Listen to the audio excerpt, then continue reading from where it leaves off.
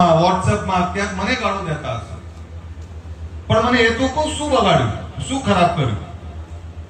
આ સમાજ વર્ષોથી ઊંઘેલો સમાજ, આ સમાજ વેર વિખેર સમાજ. ધાનેરાને કાંકરેજની નથી પડી, કાંકરેજને લાકડીની નથી પડી, લાકડીને રાધનપુરની નથી પડી, રાધનપુરને બાબરની નથી પડી.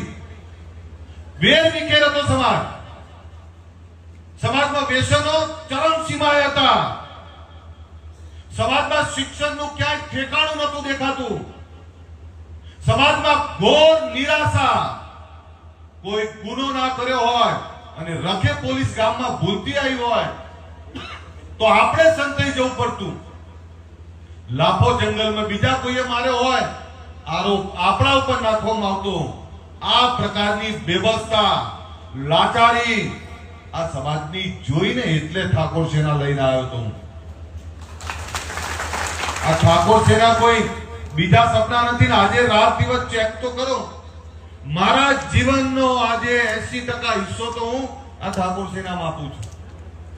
આજે રાત દિવસ દોડું છું. ઘણાને હોય ખાલી ધારાસભ્ય તો ધારાસભ્ય, મેં તો 50 ગામ 100 ગામ તો 100 ગામ પકડીને બેહી રહીએ. ભાઈ આ 10,000 ગામની ચિંતા કરવા કોણ ખોટું કારણ લઈને ફરે?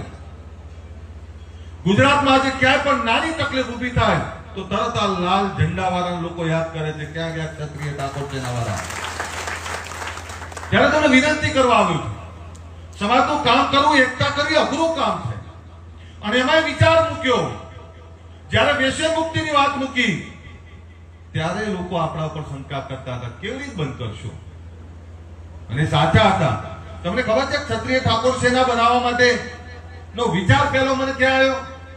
અમદાવાદની કોઈ કોર્પોરેટ ઓફિસમાં બેઠા હોય, કોઈએ મને સવાલ કર્યો, અરે અલ્પેશભાઈ ઠાકોર જેવા નહીં લાગતા. એટલે મને તરત આંખો મારા ભવાટ ચડી ગયા, આંખો લાલ થઈ ગઈ.